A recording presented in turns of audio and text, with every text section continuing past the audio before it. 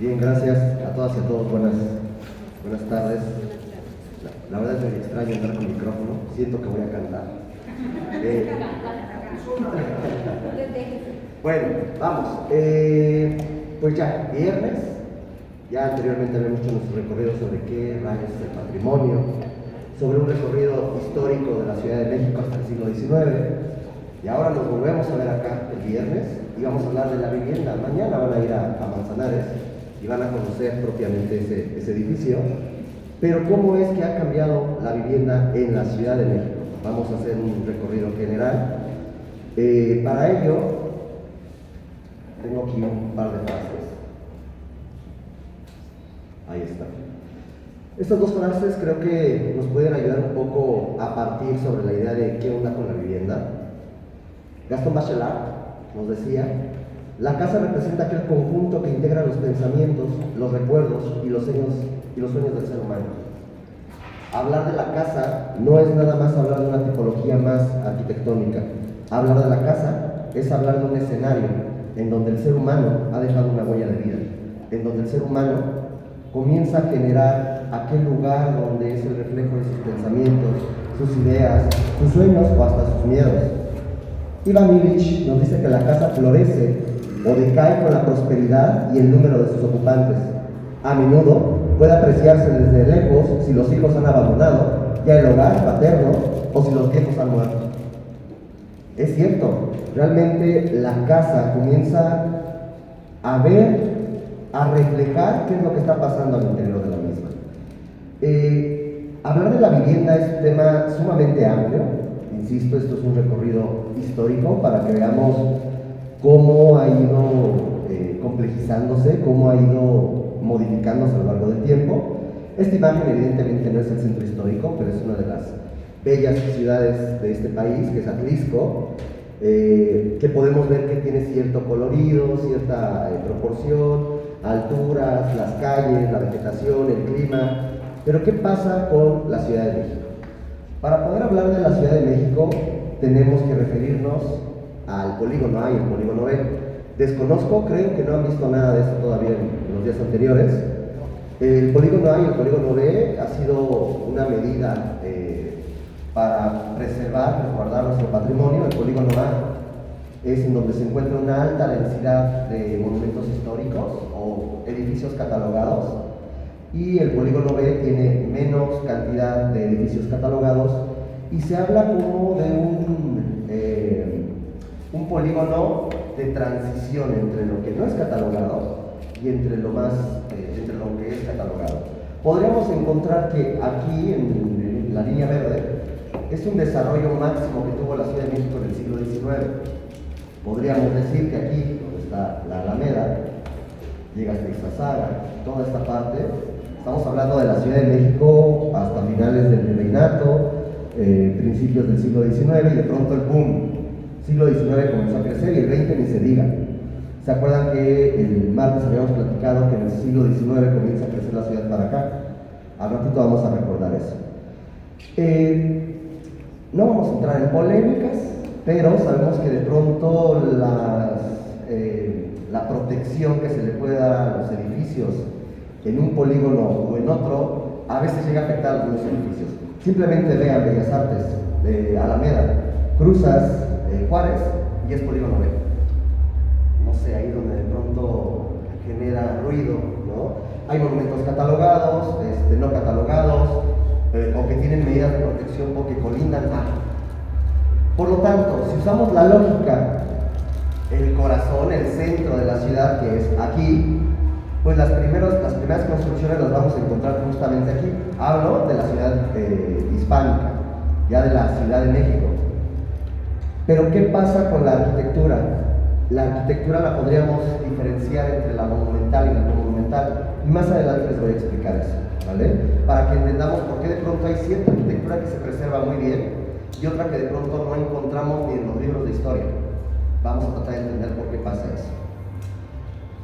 ¿Se acuerdan que igual el martes les había mostrado como una cronología, como ciertas etapas? Les comento que la etapa 1, 3 y 4, en cuanto a permanencia de arquitectura doméstica, encontramos escasas referencias. ¿Por qué? Primero aquí por el siglo XVI, ¿se acuerdan que hubo una gran inundación, el de San Mateo, siglo XVII, 1629, que eso devastó gran parte de la arquitectura? Entonces nos dejó muy pocas evidencias.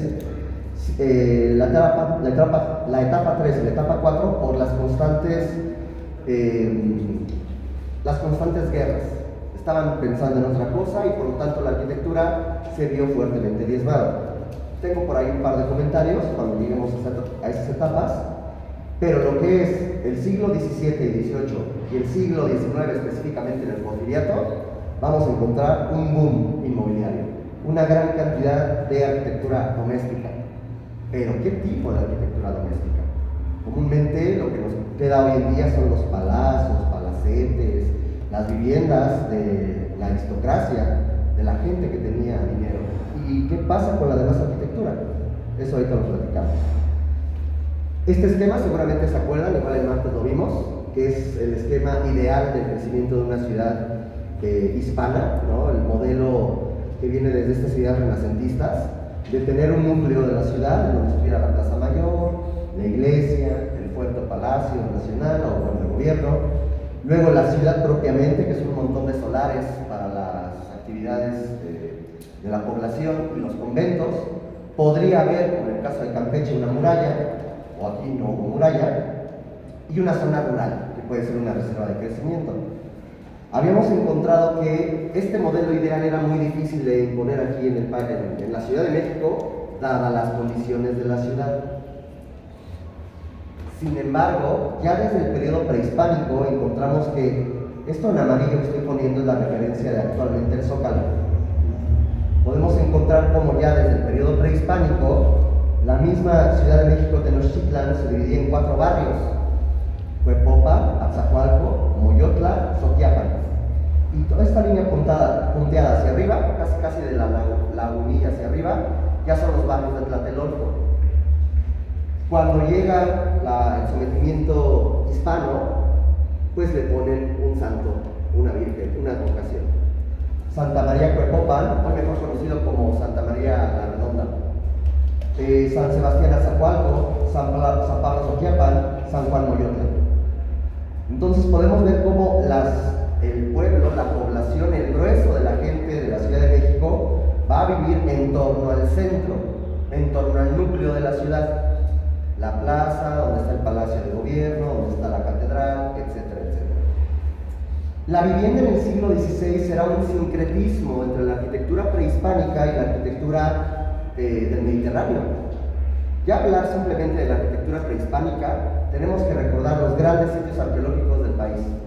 El espacio por excelencia primordial en la arquitectura prehispánica es el patio. Y la arquitectura prehispánica es escenográfica, nos envuelve.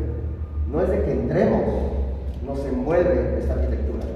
En el caso de la arquitectura del Mediterráneo, bueno, viene mezclada con la arquitectura del Islam, con la arquitectura del tardogótico, con la arquitectura del Renacimiento, y cómo se organizaban las casas islámicas o las casas renacentistas, pues a través de un patio.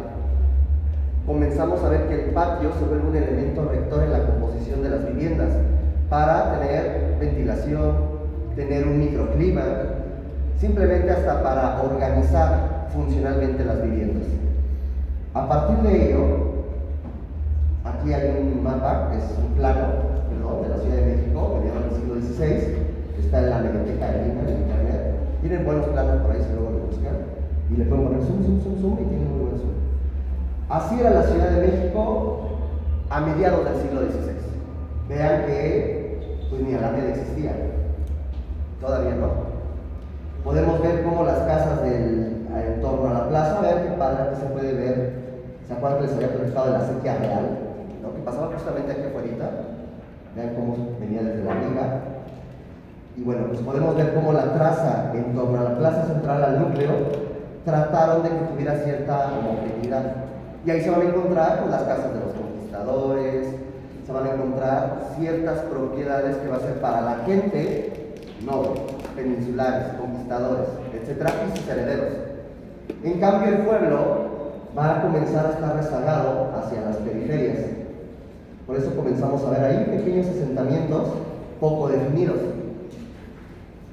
Este plano, por ahí también se los había mostrado, es un plano de la Plaza Mayor de la Ciudad de México, 1596.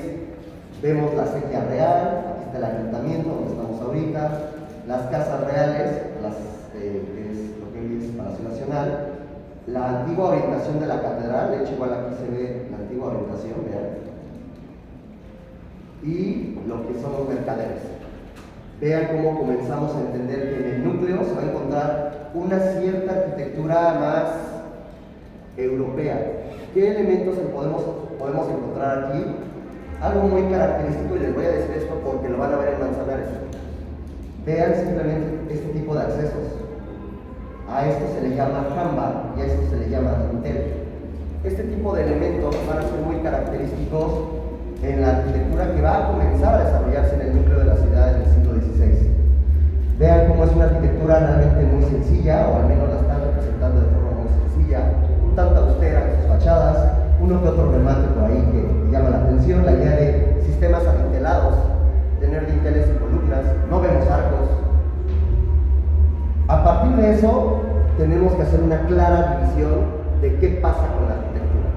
Si yo abro un libro de arquitectura, de historia de la arquitectura, ¿qué es lo que siempre me sale en los libros de historia de la arquitectura? ¿Qué edificios? Iglesias. ¿Qué más? Palacios. Edificios de gobierno. Es el reflejo del poder. Pero rara vez nos sale una fábrica, nos sale algún edificio de actividades como de herrería, alguna vivienda precaria o la arquitectura vernácula. ¿Por qué? Porque resulta que si hablamos de una arquitectura de forma muy general, comúnmente en la historiografía de la arquitectura se habla de la arquitectura monumental. ¿Qué es esto de la arquitectura monumental? Aquellos edificios hechos con materiales resistentes, con una gran inversión económica y social. ¿Y qué va a representar? Pues los poderes, los intereses y necesidades del poder, de aquellos que organizan la sociedad. Antiguamente podríamos decir que era la religión y el Estado, con E mayúscula, el gobierno, y lo vemos aquí. Pero hay otro actor por ahí importante, pues el comercio, lo vemos también reflejado aquí. Entonces, vean cómo hoy en día una bolsa de valores nos habla, o una empresa, o de estos grandes edificios financieros, pues nos habla del poder, del dinero. Por lo tanto, la arquitectura monumental se va a ver reflejada, va a ser el reflejo, perdón, de la arquitectura del poder. Y como soy el poder, tengo que permanecer todo el tiempo que se pueda, toda la eternidad si es posible. ¿Qué materiales les vienen a la mente? Piedra. ¿Qué más? Pues más piedra.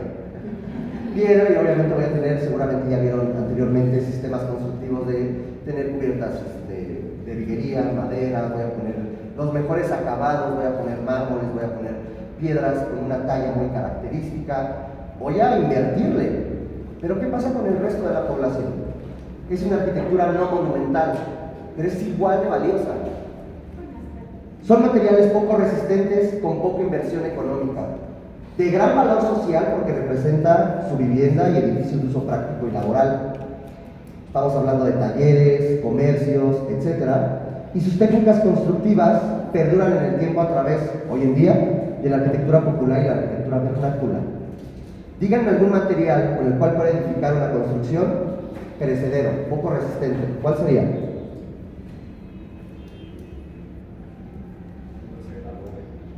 ¿Cómo? El adobe. El adobe es el ejemplo más representativo. Pongo adobe y si no le estoy dando un mantenimiento constante, adiós a mi patrimonio. En cambio, en el otro voy a ver sistemas mixtos, constructivos. Piedra, voy a ver bóvedas, voy a ver tabiques, voy a ver un sistema constructivo y estructural mixto. En el otro es de pronto muy sencillo. A lo mejor voy a poner muros que se les llama bajareque, que son trenzados de madera con barro sobre un sobrecimiento de piedra. Voy a poner cubiertas de palma, etc. ¿Qué pasa con esta arquitectura? No perdura, se va, se pierde. Y eso es lo que ha pasado con gran parte de la arquitectura a nivel mundial, no nada más en México. Y México, pues evidentemente no es una excepción. ¿Qué pasa con la arquitectura del siglo XVI? Recordemos que llegaron personas primero un tanto improvisadas a construir. Agarraron las piedras de los edificios prehispánicos y y comenzaron a hacer sus cimentaciones para sus edificios buscando una usanza o una idea a la europea, porque era lo que estaban acostumbrados, ¿de acuerdo? El problema es que muchos de estos edificios, tanto desde que fueron hechos hasta por la inundación, que duró 5 años, de 1629, la de San Mateo, se perdieron. Y se pensó mucho tiempo en la Ciudad de México que no había ningún edificio del siglo XVI preservado. Pero sorpresa, encontraron uno. Y eso que literal lo expropió el gobierno para hacer vivienda. Empezaron a investigar y dijeron, híjole, creo que esto es como muy antiguo, es del siglo XVI. Y es justamente Manzanares, a donde van a ir ustedes. Aquí les estoy mostrando fotografías previas a la restauración. Ustedes van a llegar y no lo van a ver así.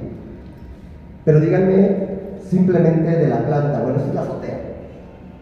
¿Qué hay en la parte central que organiza todo el inmueble? El patio. El patio siempre nos va a ayudar a poder organizar funcional y hasta confortablemente, en cuanto al confort térmico, el edificio. En estas demás fotografías, voy a ponerle un zoom como para que empecemos a hablar ahí de algunos elementos. ¿Qué material identifican por ahí? Esa doble. ¿Esto? No, los sillares como de son petate.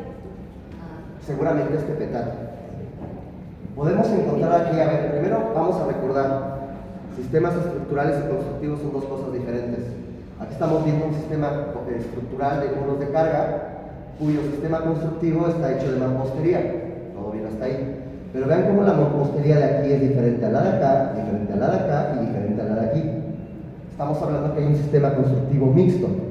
Además de que tiene una piel, entrecomillado, o sea, un repellado, un enjarre y una pintura que quién sabe cuándo habrán puesto. Aquí podemos ver que hay hasta unos huecos. ¿Qué creen que hayan sido esos huecos?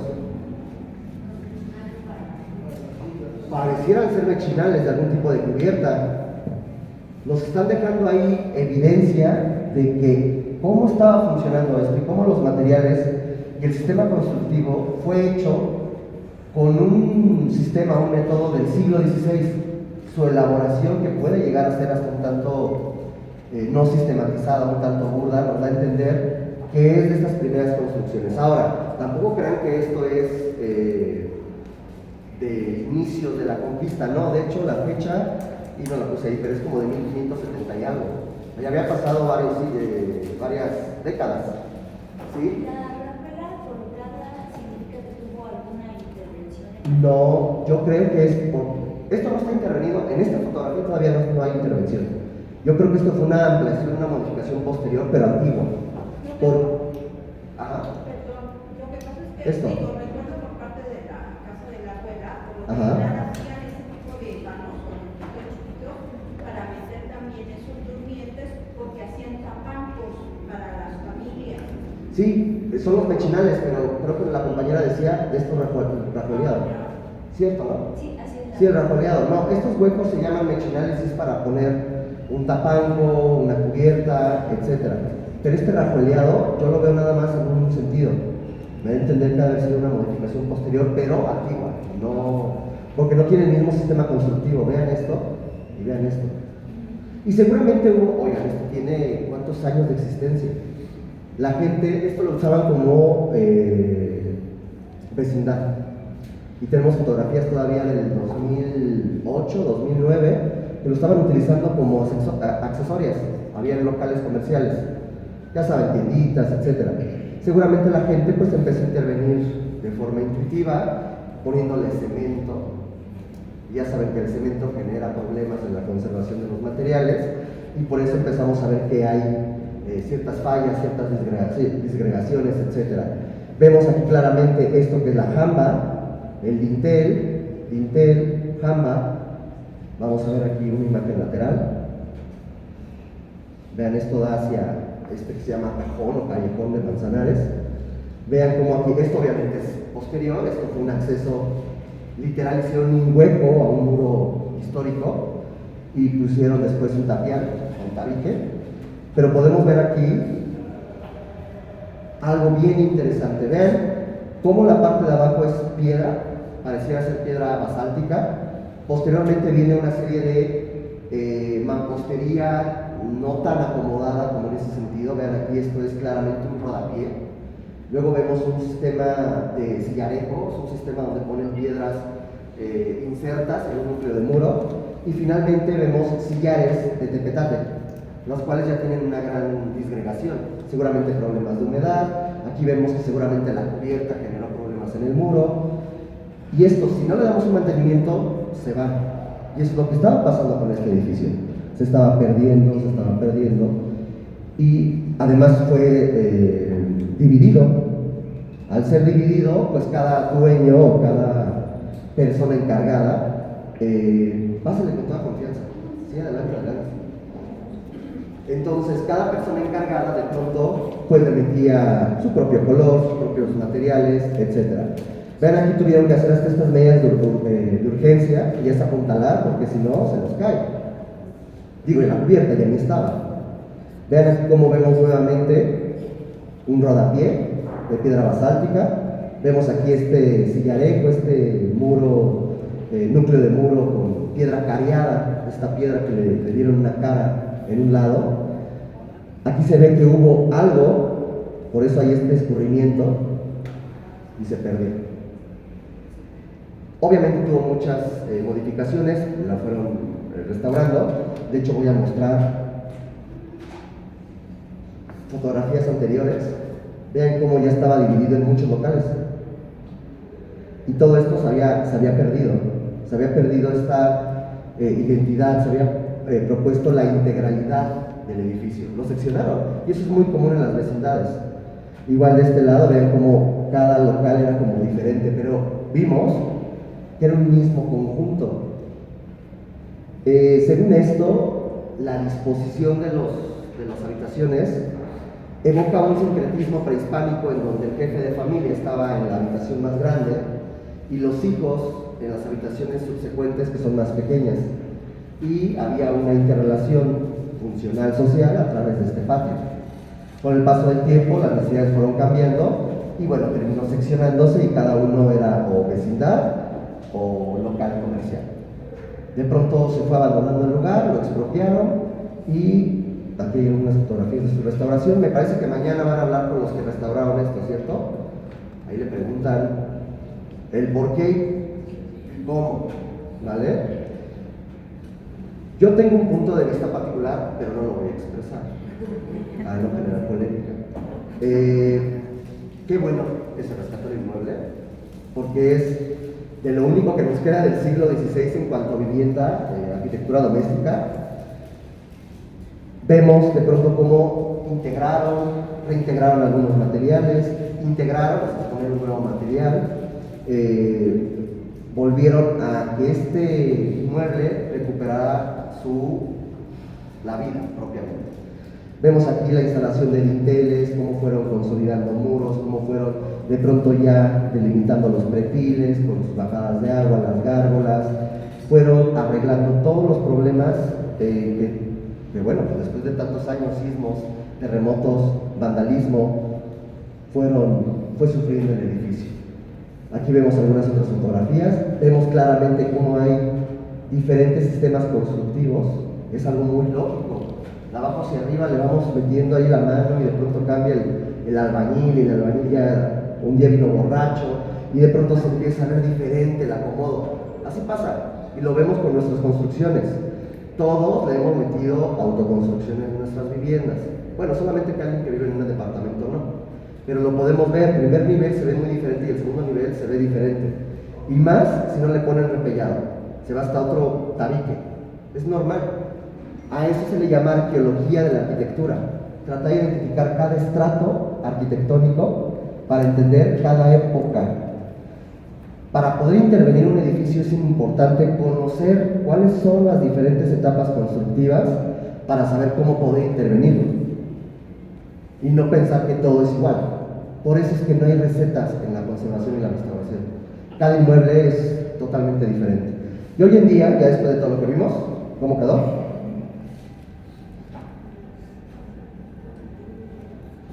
¿Opiniones? ¿Sí? Sí, una pregunta, precisamente lo que comentaban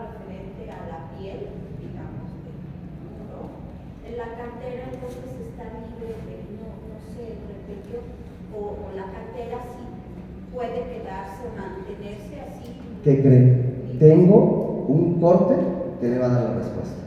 Miren, hasta parece que me había dicho antes la pregunta. Aquí les traje dos cortes arquitectónicos. Estos son del Manual Técnico de Procedimientos para la Rehabilitación de Edificios Históricos del Distrito Federal, del INAH. Vea este corte, bueno, vean todos este corte. Aquí podemos ver una cimentación, cómo sale del nivel del piso, y vean cómo hay diferentes formas de generar este muro.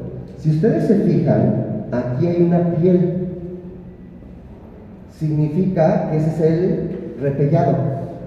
En este detalle vemos cómo de un lado hay la piedra de recinto, que no tiene piel, y que fue tallada así para que se viera. Y del otro lado vemos la piel. Significa, y de hecho me regreso un poquito a esto. Esta parte del rodapié es un sobrecimiento. Es piedra para evitar que la humedad del suelo afecte el sistema constructivo superior. Si fuera un sillar de tepetate, con la humedad empieza a deteriorarse, tabique, adobe, se deteriora. Esto ayuda a mermar o a frenar o a retrasar la capilaridad y que por lo tanto me vaya a afectar el edificio. También las jambas y los dinteles de los panos, si se fija, la talla es diferente. El acabado es diferente. Ahí porque lo pintaron de azul, quién sabe por qué les pasó por la cabeza. Pero realmente esto tendría que ser aparente. Por eso es que aquí vemos este rodapié aparente, porque así tendría que ser. Lo demás es el músculo que no tendría que ver, lo cubro. Tenemos su su base, desarrollo y remate. Claramente, vemos como en el remate vemos sus gárgolas, vemos los dinteles, las jambas ya bien restauradas, y ya es funcional. Vean hasta el acceso. El acceso estaba originalmente así. Vean, perdió totalmente la identidad. Ustedes dirán, ay, se ven bien raras esas ventanitas. Sí, pero es que ya también, ¿qué había ahí anteriormente? Pues unas accesorias. Lo único que se preservó, bueno, no tengo, bueno, ya lo verán mañana, se verán algunos pedazos de jambas, pero lo demás se perdió. Y además también, me vuelvo a regresar un poquito, vean cómo son las ventanas ahí. Tiene como cierta lógica, ¿no? Claro, también hay elementos que ya no se conocían cómo eran, y bueno, lo que sí sabemos, aquí no eran accesorias, ¿están de acuerdo? No es lógico el sistema constructivo de tener accesorias. Y hoy en día pues ya tiene su plaquita ahí que dice, esta es la única casa del siglo XVI que se mantiene en pie en el centro histórico de la Ciudad de México. Y se acabó. Lo importante es ahora, sí, adelante. Bueno, entonces, solo para asegurarme sobre lo que acabas de decir. Sí.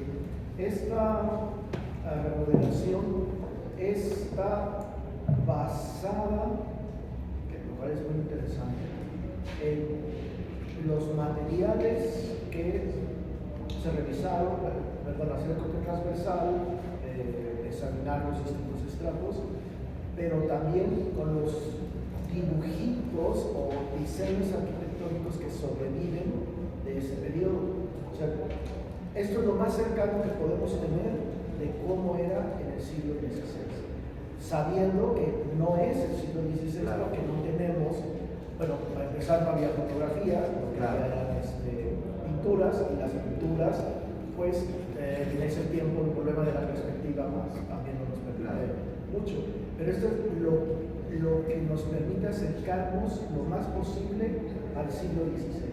O sea, eso mañana va a estar súper. Sí, de hecho que algo importante, primero, recordemos, no es remodelación, en este caso sería restauración. Entonces, para poder hacer una restauración tengo que hacer una documentación exhaustiva, tanto de entender cómo está funcionando el edificio, en lo constructivo, en lo estructural, en lo funcional, comenzar a ver también otros elementos, recordando que la arquitectura de ese entonces había dos influencias, una llamada plateresca y la otra llamada herreriana. Pero son las arquitecturas que se veían en los edificios del poder. En estos edificios que eran las del pueblo, tendrían que irse a sistemas constructivos más básicos.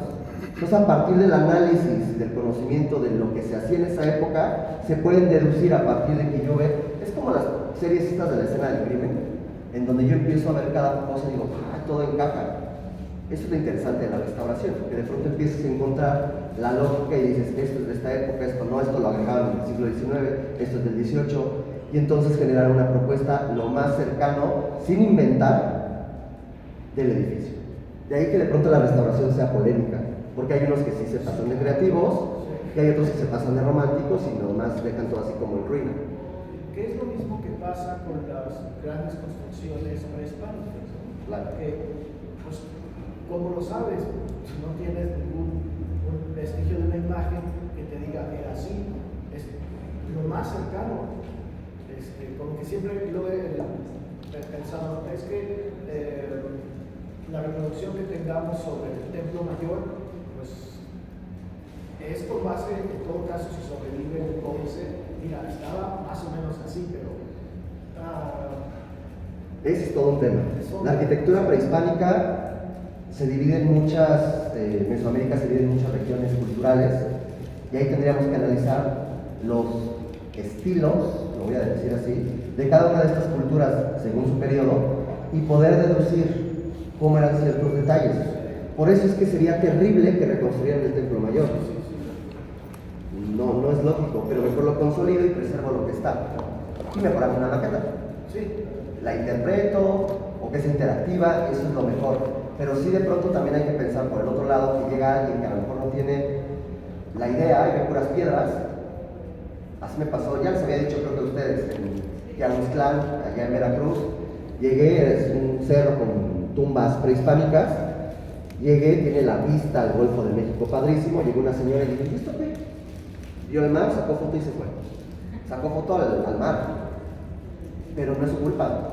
Es la culpa de quien está cuidando ese lugar, que no pone también un recorrido museográfico, que no hay un edificio de interpretación.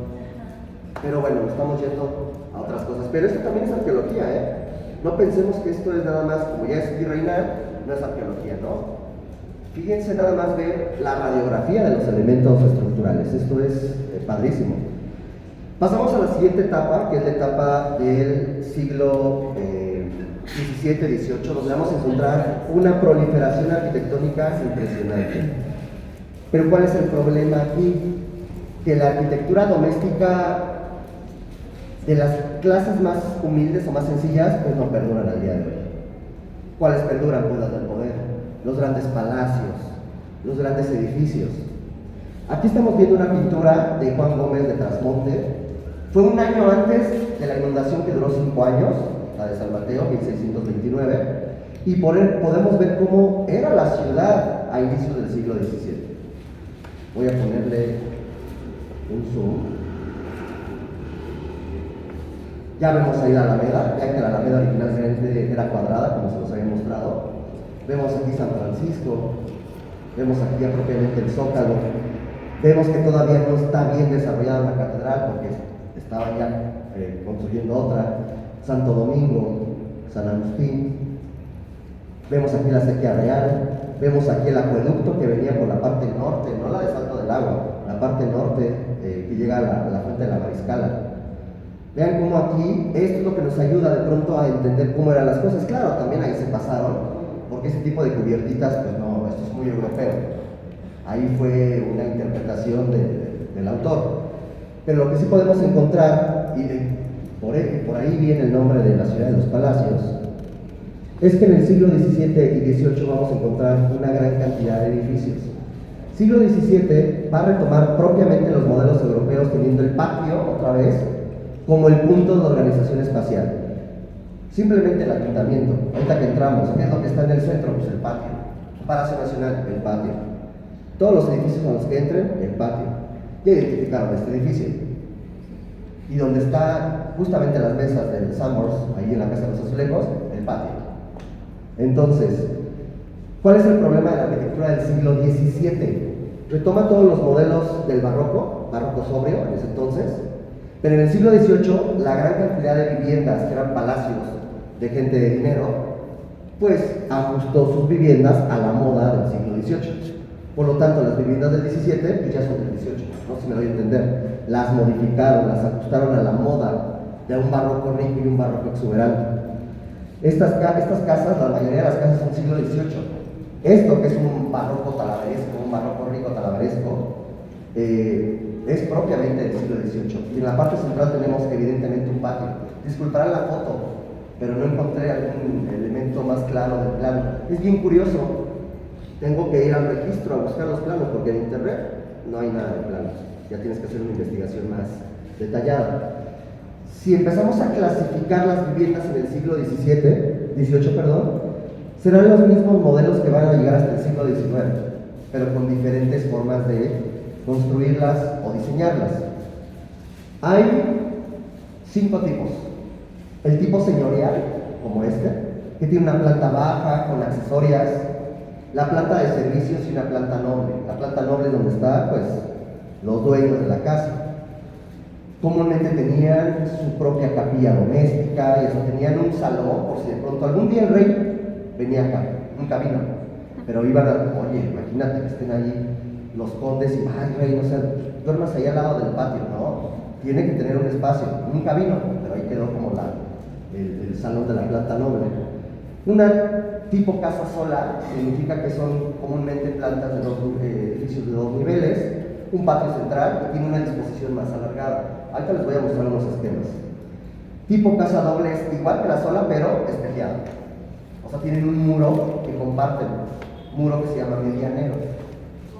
Medianero.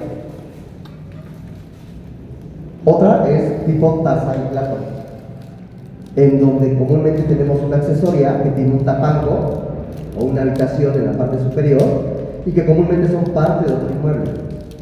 Esto era muy común para el comercio. Y el tipo vecindad. La vecindad no surge en el siglo XIX.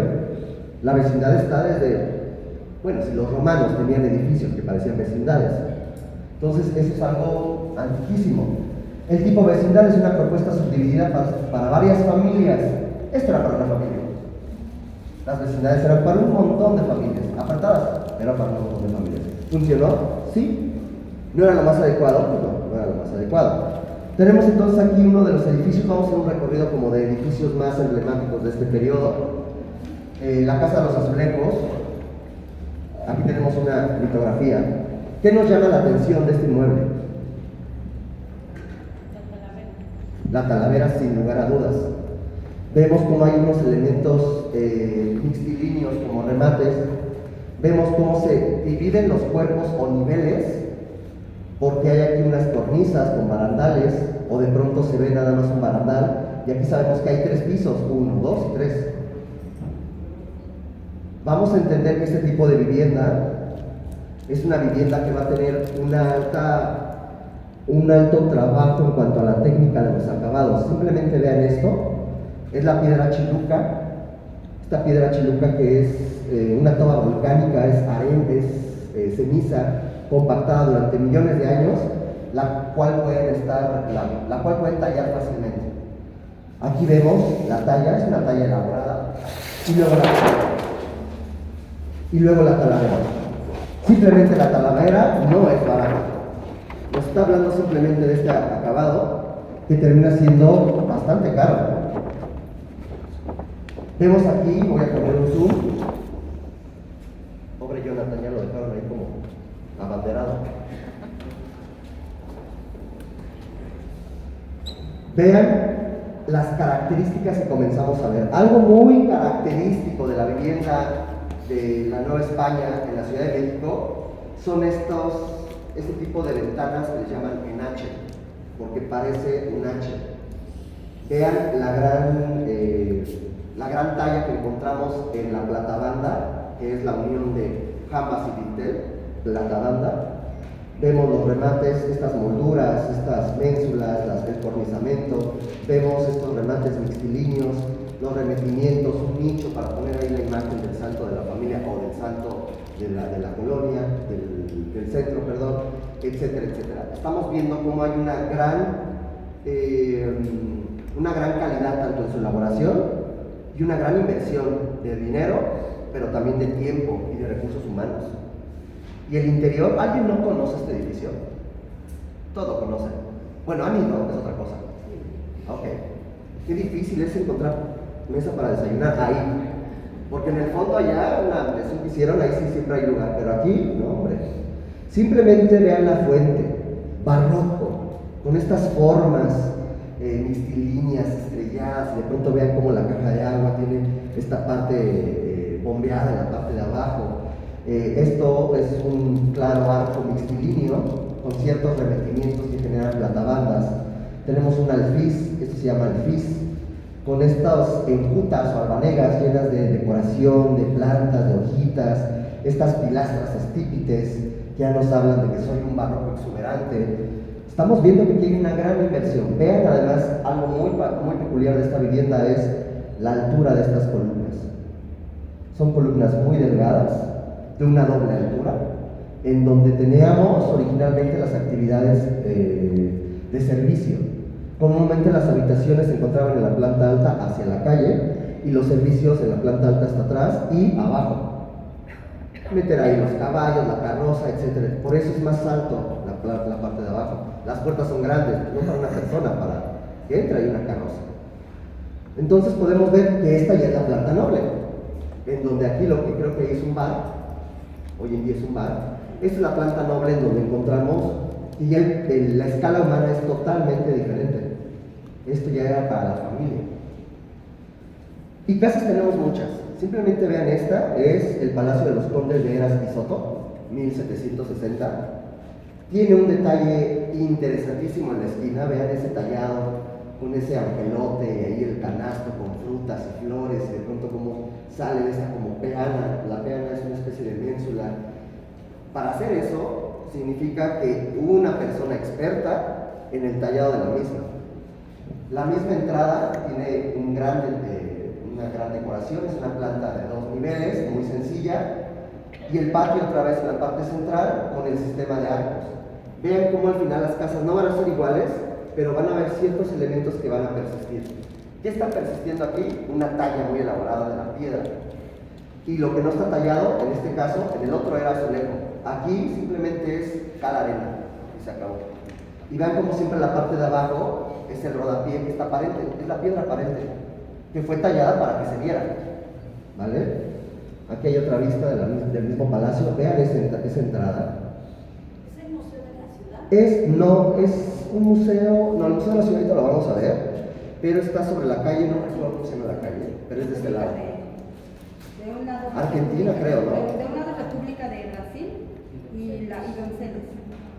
¿No es Argentina y Donceles? No, es República de Brasil, ¿Brasil? y Donceles. Ya está, yo me voy para allá y encuentro la casa. Pero Ok. es el archivo ahora. Sí.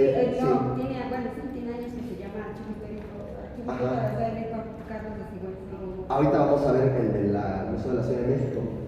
De hecho, creo que es el que sigue. Ah, no, no es cierto. No, vean esto.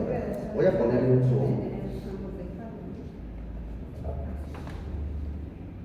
Fíjense el detalle de esto. Además, vean cómo no es un elemento monolítico. Son piezas a manera de sillares que son cariadas. Seguramente se pretallan, se colocan, y una vez que está colocada, lo tallo en general para que sea continuo. Si así lo hacían los griegos, que no lo hicieron en este periodo, siglo XVIII, pues claro que sí, ¿vale? Sigue esta construcción que está padrísima, Palacio del Conde de San Bartolomé de Chala, Lorenzo Rodríguez. Lorenzo Rodríguez fue el que hizo Aquí en Venezuela Carranza. ¿cómo se llama? Que está al lado de la catedral. El Sagrario Metropolitano, gracias. Ese arquitecto fue el que hizo este pequeño palacio, porque es pequeño. De hecho, es muy alargado. Vean su patio como es central, pero otra vez no es tan generoso en espacio como otros palacios. Pero vean otra vez la idea del manejo de la piedra, el manejo ay, estoy muy mal. ¿Cómo se llama esto? La talavera, muchas gracias. La talavera, el arco, el sistema dintelado. Aquí hay un sistema dintelado de pura madera. Vemos aquí una guarda, a esto se le llama zapata. Ojo, no confundir con la zapata de cimentación. Esta cosita que vemos entre la columna y entre la guarda se llama zapata. Aquí lo vemos más claramente. Y esto literal no tiene mucho tiempo que lo rescataron. Estuvo mucho tiempo ahí abandonado, creo que también fue vecindad. Y hoy en día es un Samos. Todos son Samos, ¿no? Aquí vemos algunos modelos tipo. Este es un modelo de casa sola. Esta casa alargada, como la anterior, en donde veíamos que hay un patio como más pegado hacia la colindancia por espacio, pues no puedo poner yo aquí habitaciones. Entonces mejor le doy yo ventilación e iluminación a 2 habitaciones, 3 habitaciones y que esto me quede pegado hacia la colindancia. Vean cómo es alargado debido a que el solar de pronto era muy estrecho, pues genero 1 o 2 niveles con ese tipo de esquema. Prácticamente un patio, escaleras y pasillos que me distribuyen a las diferentes habitaciones. En la planta alta igual, un vestíbulo con pasillos que me distribuye a los diferentes espacios. Tenemos el espejeado.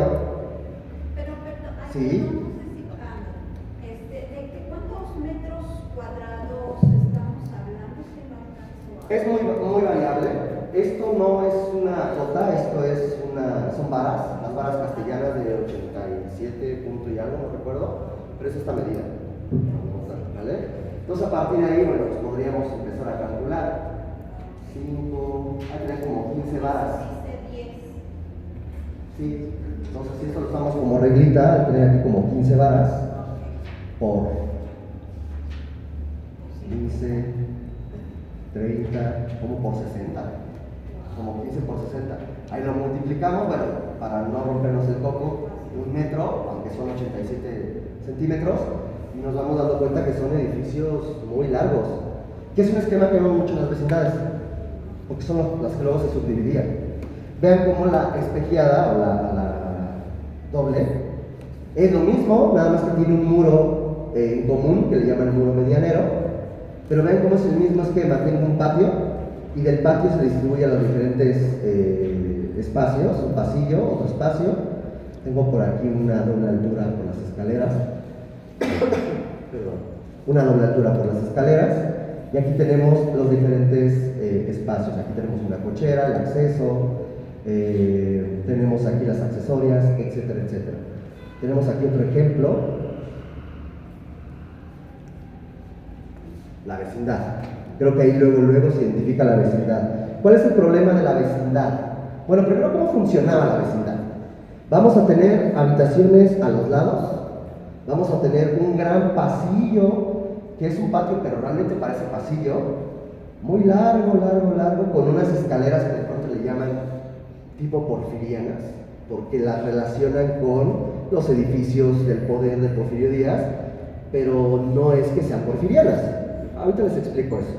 Que suben unas escaleritas, hay un descanso y se dividen en 2. Ahorita vemos en algún edificio eso. Vean cómo, pues prácticamente son muy delimitadas. Hay un pasillito en el cual te lleva cada una de las habitaciones, una familia, otra familia. Hoy se podía subdividir, como en este caso, vean. Y muchas veces los servicios comunes estaban hasta aquí en el fondo. Agua, lavado, tendido, y otros servicios. Y lo demás era netamente para habitaciones. Por eso es que muchas veces las vecindades tenían un baño compartido para todas las familias, y es un relajo social también. Y también sabemos que el chismecito es más sabroso cuando uno está lavando y están ahí los lavados, los lavaderos pegados. Son cosas que de pronto se van dando dentro de la dinámica social. Aquí tengo unos detallitos, no se me espanten, voy a tratar de explicarles, ¿vale? Simplemente cuando yo veo un corte de este elemento, es un arco, o un elemento que está entre arco y arco, y se ve ahí la piedra. Esta piedra no está cubierta por nada, es la piedra aparente. Y del otro lado sí vemos que hay una piel, ¿de acuerdo? Vemos como en la parte de arriba, esto es el mechinal, ese hueco que veíamos en una imagen. Vemos como todo esto es un sistema de viguerías, esto es el corte, esto está en el fondo, y está cortando ahí en un primer plano el sistema de viguería. Y vean qué complejo es la estructuración y la construcción de uno de estos templos, perdón, de uno de estos palacios. Aquí no había acero, aquí no se trabajaba flexocompresión, o sea, que pudiera flexionarse, le haces así a la piedra y se rompe la piedra, todo eso trabajando a compresión. De ahí que sea un equilibrio, y cuando un sismo llega muy fuerte, se puede caer, ¿de acuerdo? Vemos aquí otro detalle en donde ya no es el mismo sistema de piedra, sino ahora es madera, como el que habíamos visto en Samos anteriormente, que se veía con una zapata y una guarda de madera. Es esto. Y vean, aquí tenemos un terrado, para poner el piso. Y vean, esto es muy interesante porque para hacer una restauración tengo yo que saber esto. Tendría que hacer un corte de lo que voy a restaurar para saber qué tendría que hacer y cómo lo tendría que hacer, ¿de acuerdo? Y evitar meter ahí acero, cemento y cosas que ni al caso, ¿vale? Igual seguimos en el siglo XVIII. Seguimos en el siglo XVIII. De hecho, este sistema lo vamos a ver siglo XVII, XVIII y principios del siglo XIX, ¿vale? ¿Cuándo comienza a cambiar? Ya en el Porfiriato, porque vienen otros sistemas constructivos. Ya viene ahora sí el hierro, no acero, hierro, y vienen ménsulas todas garigoleadas, de metal, y vienen de pronto ya unos toldos, y empiezan otros sistemas. Le empiezan a meter hasta rieles en ciertas cimentaciones a los edificios del Porfiriato. Vamos a ver por ahí un detallito, ¿vale? Otra de las casas, seguramente se lo ubican, es las casas del mayorazgo de Guerrero, de Ávila, de Francisco Guerrero y Torres, que es bien interesante cómo son estas construcciones con torreones, una enfrente de otra. Esto es un torreón con su hornacina. La hornacina es un nicho que está en la esquina, una hornacina con un remate mixtilíneo. Vemos aquí claramente el manejo de los acabados para que sean aparentes, tanto de la piedra chiluca y las ventanas en H, con ese arco muy rebajado, como esto que es color tezontle, porque es tezontle, y se le llama tezontle rostreado. Es un tezontle que está hecho a manera de losetas, entrecomillado, para pegarlo, y es un acabado final. No es que el muro esté hecho de tezontle, ¿de acuerdo? Podemos ver aquí cuántas plantas son.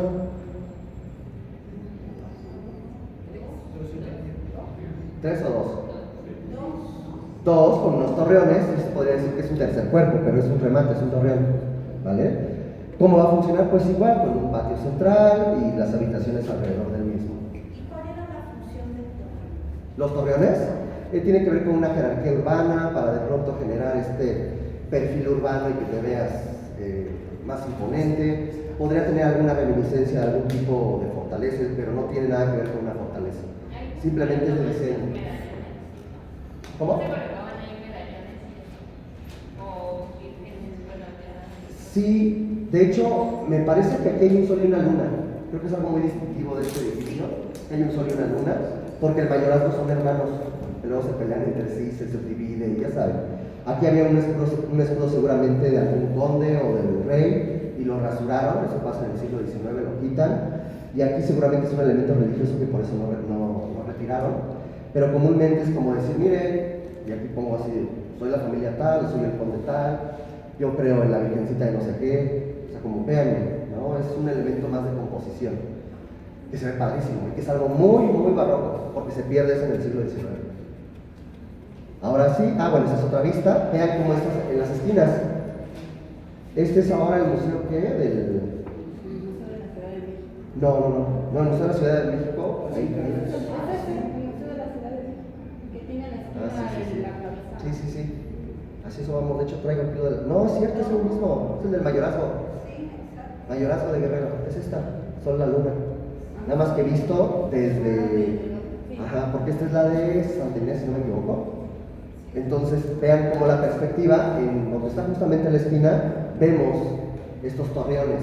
De hecho, el término torreón viene de una idea de muralla, de algo defensivo, pero esto no es militar, nada más es una reminiscencia, un recuerdo a algo. Y vean los detalles. Hay otros, como este que es Don José de la Borda, Francisco Guerrero y Torres. Francisco Guerrero y Torres era el arquitecto estrella de casas en el siglo XVIII. Casi todo lo hacía él. Vean, ahí se ve claramente 3 niveles, con una hornacina a manera de torreón. No es un torreón, es una hornacina nada más que está en la esquina. Y vemos cómo hay un almohadillado. El almohadillado son estos elementos que tienen textura. Esa es una influencia muy clásica, pero el diseño y la composición tanto de las ventanas en H, el tesontle rostreado y los barandales es algo muy barroco. Y ahora sí, si no me equivoco, esto es Madero. ¿No, esto es Madero? Sí, Madero y Bolívar, es correcto. Ahora sí, el que tanto buscaba, el Museo de la Ciudad de México. Estoy rompiendo, ahí está, Museo de la Ciudad de México. Díganme ustedes, de lo que hemos visto, ¿Qué es lo que es característico? ¿Qué patrón o qué elementos vuelven a ver y a repetir? Las ventanas en H, con ese arco muy rebajado. ¿Qué más? Vean cómo en las esquinas hay esta piedra como para amarrar los muros, los remates mixtilíneos. ¿Ya vieron qué interesante las bajadas de agua pluvial? Así es. Y la gente puede decir, son armas. No, son bajadas de agua pluvial. Alguien se vio muy creativo y puso cañones. Y aquí es muy conocido porque aparece un vestigio prehispánico. Ahí vemos claramente unas fauces de una serpiente.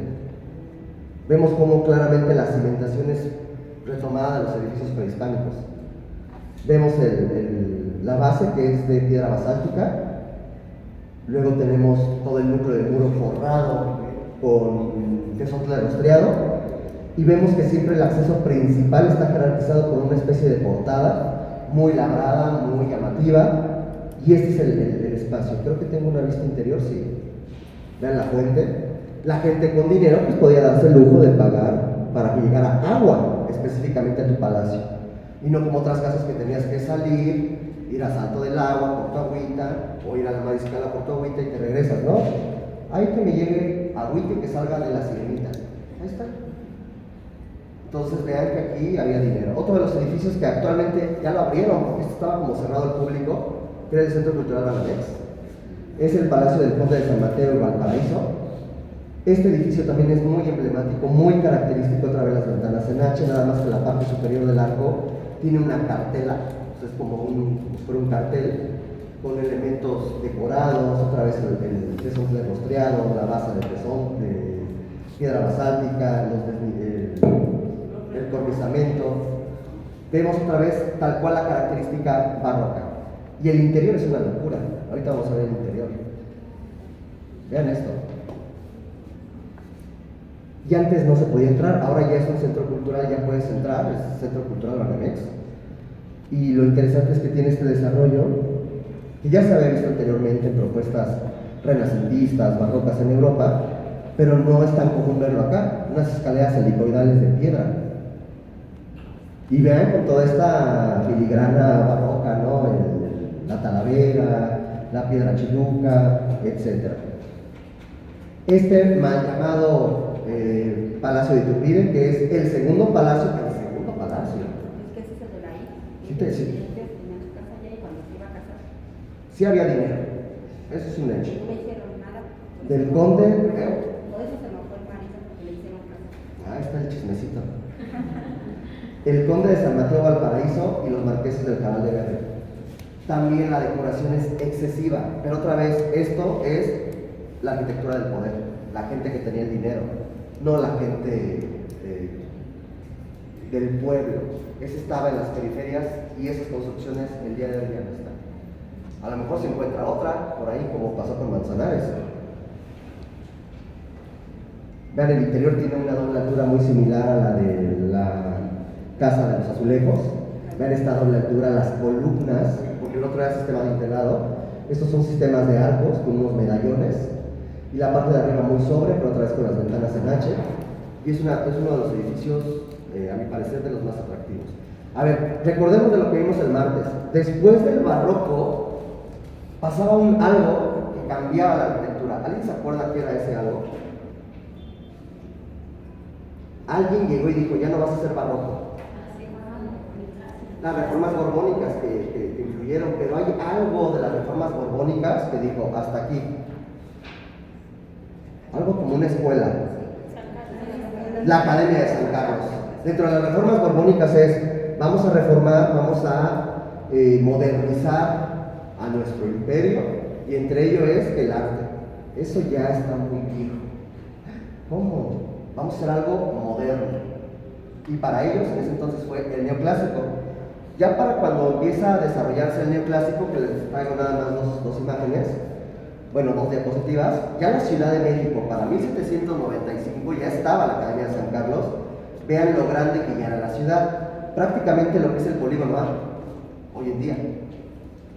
Pero vean cómo en las periferias comenzamos a ver ahí, algunos ya se ve por aquí la Ciudadela, algunos asentamientos por ahí, todos dispersos. ¿Por qué creen que se empezó a desarrollar esto? ¿Qué hay allá?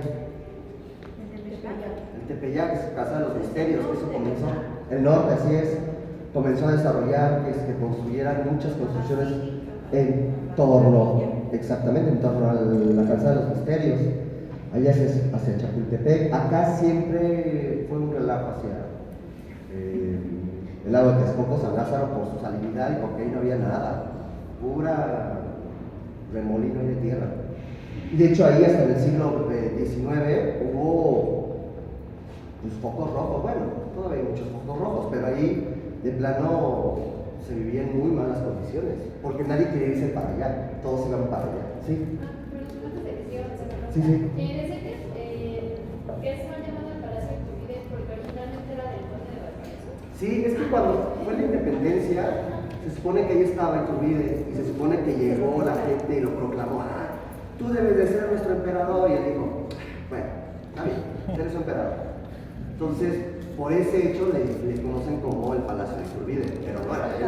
Estaba prestado el hijo, ellos tuvieron 2 hijos o 3 hijos, no recuerdo, Creo que tuvieron 3. un hijo aquí y él es el que lo estaba, ya fue modificado para el hotel y entonces le permiten entrar ahí a que se quede, pero pues probablemente va y le dice, y pues él se asoma por el balcón y por eso le denominan Palacio de Iturbide, pero nunca fue. Por ese detalle histórico, pero sí era prestado, literal nada más estaba ahí arrimado, nomás para no decirlo de otra forma. Entonces, ¿no? ¿De qué? Aquí hay 2 ejemplos, esto es Manuel Tolsá, digo. Se escucha así, ¿no? Se me olvida luego el micrófono. Ya se escucha, ya me cansé de estar como cantando. Ok, aquí podemos ver el Palacio del Conde de Buenavista de Manuel Tolsá. Ya estamos hablando de principios del siglo XIX, 1800. ¿Qué nos llama la atención? Ya no está esta sobrecarga decorativa como la del barroco. Simplemente vean el Palacio de Iturbide cómo estaba lleno de cosas que hasta dices, ya, espérame, es mucho. Aquí ya no. Pero hay ciertas cosas bien interesantes de Manuel Tolsá, porque no es común ver en la Ciudad de México patios elípticos, casi un círculo, pero es un poco elíptico. Vemos aquí un patio elíptico, que es el corazón. Acuérdense que eso es lo importante. Quiero que nos vayamos con eso. El patio es lo más importante en la vivienda. Y aquí podríamos hacer una reflexión, y no vamos a meternos en esa polémica, pero ¿cómo son los patios hoy en día de nuestras viviendas? Ya no hay. Es terrible, ¿no? Yo también tengo, qué bueno, somos privilegiados, pero ya muchos ya no tienen. Una tejuelita ahí, está toda la lavadora y todo junto. No, pues eso ya no es un patio. Entonces, vean cómo aquí el patio siempre es generoso, siempre es importante para articular los diferentes espacios. Además que hace esta fachada un tanto remetida y da esos elementos curvos, que bueno, eso se vuelve algo muy distintivo de este edificio. O el que está a un lado, o más bien enfrente de los vestigios del Templo Mayor, que es el Palacio del Marqués del Apartado, también de Manuel Tolsá. Seguramente han visto desde los vestigios del sitio arqueológico del Templo Mayor, este palacio tan bien diseñado, la composición, la ortogonalidad. Esto es el neoclásico. Vean cómo ya no está lo que se veía antes en los edificios barrocos. Ahora, esto puede llegar a ser muy monótono, porque buscan la perfección, buscan que haya una armonía en la composición. Y algo que hay que decir que el neoclásico, a mi parecer, no es muy bueno. El neoclásico tuvo 3 etapas históricas. La primera etapa, que es un tanto influenciada por esta, es una etapa que dice: la arquitectura, nosotros no somos técnicos creadores, somos técnicos imitadores. ¿Qué es eso? Decía, los arquitectos no son técnicos creativos, van a imitar. Eso es a lo que deben de limitarse, imitar.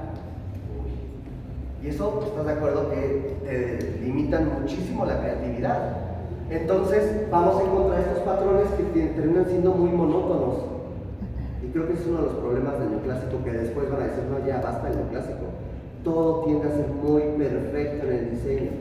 Y la ciudad tendría que ser un reflejo de ello, si no, vaya. Pero ¿qué pasó? No sé si para bien o para mal, llega la independencia. Entonces todas las construcciones barrocas, en lugar de destruirlas, ¿qué se hubieran hecho? Hubieran modificado las fachadas a un neoclásico. Pues la gente rica, imagínense, Yo no voy a vivir en un edificio barroco, ahora quiero esto. Pero llega la independencia y adiós. Entonces las casas, por eso se conservaron muchas casas barrocas. Y no hay tantas neoclásicas, porque llega la independencia. Y llegamos a esta triste historia. Dices, ¿cómo? En la conformación de México independiente nomás me pones la cara de Santana, gracias. Pues es que no hay mucha información al respecto de ello de vivienda. De plano, ¿qué es lo que pasa? Hay un desarrollo muy mermado por las guerras, la intervención norteamericana, la guerra de los pasteles, las guerras constantes entre qué presidente se quedaba en el poder. Hay muchas construcciones populares en la periferia de la ciudad, sobre todo hacia San Lázaro. Comienzan a haber muchas construcciones muy precarias.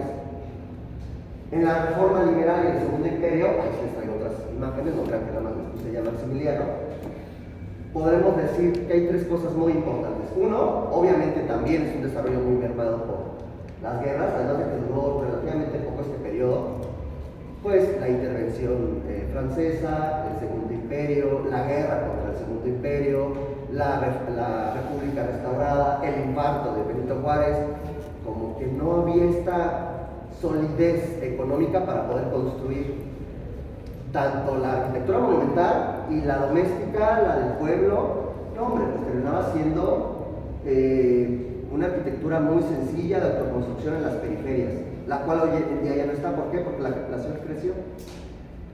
Vamos a encontrar la modificación de trazas urbanas a partir de las leyes de reforma, y aquí se van a subdividir muchísimo los predios, y estos predios se van a vender.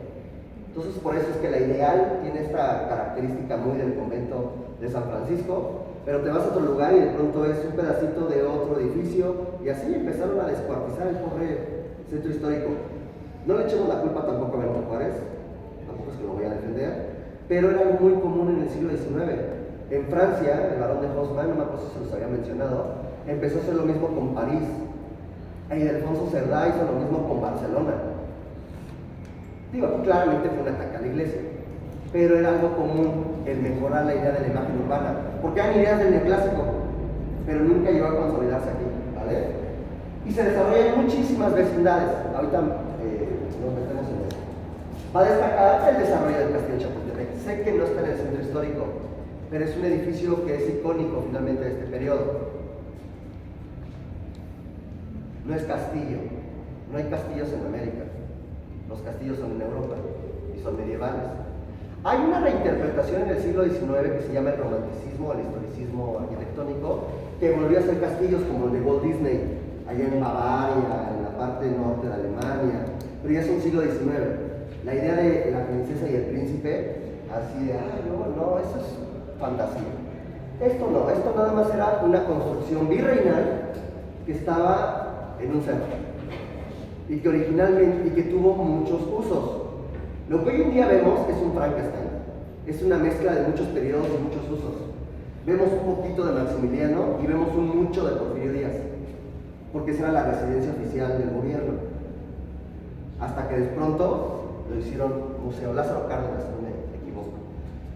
Para entender esto fácilmente, son tres periodos hasta este momento de Maximiliano, el periodo virreinal, que era una casa de descanso para Bernardo de Gálvez, el virrey, y quedó inconclusa. En 1806 el gobierno lo adquiere y lo hace un colegio militar. O sea, se vuelve un colegio militar. Y ya lo que nos interesa es esto, el Segundo Imperio. Resulta que Maximiliano, dado que no se ha acostumbrado a vivir en el Palacio Nacional, dice que porque había bullicio, porque había humedad, que porque había olores raros, animales raros, no sé qué tan verídica sea eso, pero siempre se dice eso. Buscan un mejor lugar y se fueron a Chapultepec, pero obviamente tenían que arreglar el castillo. Se agregan arcadas y balcones, ahí te les muestro por ahí una fotografía. Se genera el pórtico de acceso, se genera una terraza, la terraza oriente, la logia, ahorita les muestro que es una logia de hierro, torreones, de ahí que le llamen castillo, pero esto no es castillo. Hoy es que la intervención norteamericana no lo atacaron porque fuera un castillo, porque era un colegio militar, es por eso. Se rediseñaron los interiores, se trajeron muebles, óleos, cerámicas y decoraciones europeas. Hubo 2 galones, nos quedamos con todo eso que se trajeron de allá. y el diseño de jardines. Esto es lo que le llaman logia. También le pueden llamar una estoa, tiene una reminiscencia griega. La idea de tener como galeras con columnas, una cubiertita que da hacia un jardín, en donde puedes desayunar, sentarte a leer. Esto ya estamos hablando de unas actividades recreativas, de contemplación. Ya estamos hablando de otro tipo de calidad de vida que estaba buscando Maximiliano. Y además, imagínense la vista. Si hoy en día es espectacular, imagínense en ese entonces, yo creo que se veían los volcanes impresionantes. Hoy en día nomás se ven nuestro pequeño Manhattan, ahí en Reforma, puro edificio. ¿Sí, no? Bueno, de caja de vidrio. Todo esto comenzó a modificarse. De hecho, vean esta entradita, vean cómo tiene un claro lenguaje neoclásico, no es barroco, porque seguimos todavía con esta influencia neoclásica. Los arcos, esta terraza con sus balaustradas. Aquí vamos a encontrar unas escaleras que se dividen en dos. Un reloj que ese ya fue posterior, los relojes comúnmente son del 19, periodo porfiriano, perdón. Y bueno, comenzamos a buscar una homogeneidad en las fachadas. Y los interiores tienen un estilo llamado en el interiorismo, estilo Segundo Imperio. Y el Segundo Imperio, que tiene que ver con Napoleón III, siempre manejaba mucho los terciopelos, las alfombras, las maderas exóticas secadas, papeles tapiz en los muros, muy amplios los espacios con candelabros, pues que se viera lujoso. Vean la camita con su, ¿cómo se llama? Este dosel, para que los mosquitos no te molesten. Pues vaya que esto es mucho lujo. Y todo eso se lo trajeron de Europa y se quedó aquí. Y no lo han reclamado. Híjole, una por otra, ¿verdad? ¿Qué cree que muchos también se hundían en el mar, Es otra historia que tendríamos que contar. Los barquitos o llegaban los ingleses y se los robaban los ingleses. En fin, es toda una historia ahí de piratas. Vean aquí el comedor. Hacer muebles literal de caoba, que se vean continuos, esta idea como de una chimenea. Vean como si fuera un labrado en piedra, pero de madera. Vean el lujo. Hay como para comerse unas enchiladitas, un pozolito ahí, se antoja. Con los elementos de plata y de pronto esto que se llaman cariátides. Cuando son mujeres que están cargando algún elemento o una estructura, cariátides o atlantes, que son varones. Llegamos a nuestra última etapa. Andamos. Perfecto. Quinta etapa, la última, el porfiriato. El porfiriato. Ya la ciudad ya había rebasado lo que actualmente es el polígono A, ya está hacia lo que es el polígono B actualmente en el centro histórico. Vean cómo ya comenzó a consolidarse más la periferia. Comenzamos a ver ya núcleos en torno pues, a Bucareli, dentro de poco en lo que sería Reforma, hacia lo que antes era el puente de Alvarado, por ahí se llama ¿qué? Calzada México Tenochtitlan, ¿no? Se le pusieron, hacia lo que es la villa y San Lázaro detenido. San Lázaro, hasta el siglo XX es cuando vemos que pasa algo, pero ahí, ¿por qué? Porque todavía era muy húmedo, muy salitroso, no crecía nada, literal. Habíamos visto este plano, esta modificación, ahí me di la tarea de ponerle como a colorcito las colonias, y vemos como de este polígono A, que está en color amarillo, hay una explosión siguiendo la calzada de la Emperatriz, hoy pasó de la Reforma, y lo que sería en un futuro Insurgentes. A partir de ahí se da un boom con construcciones de nuevas residencias. ¿Por qué nuevas residencias? Así como les dije que afortunadamente o desafortunadamente por la independencia los ricos no modificaron sus fachadas al neoclásico, aquí va a pasar el que dices, es que yo ya no quiero vivir en un edificio barroco del siglo XIX, vean lo que está pasando en Europa, no.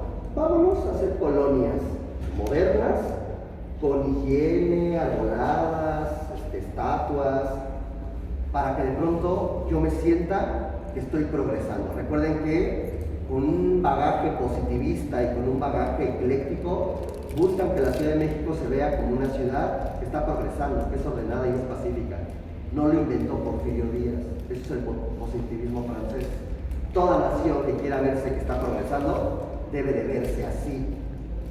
Siguieron esos esquemas Y entonces las colonias como San Rafael, Santa María la Ribera, Rafael, fueron de las más viejas de las épocas, época de Juárez. La colonia Juárez, luego tenemos la Tabacalera, la colonia Roma, que luego se divide en norte y sur, la Hipódromo La Condesa, que sí es muy posterior después por el Porfiriato, la Cuauhtémoc, Anáhuac, etc. ¿Qué comenzamos a ver ahí? Primero, ¿qué pasaba en el centro histórico? Las construcciones eran así.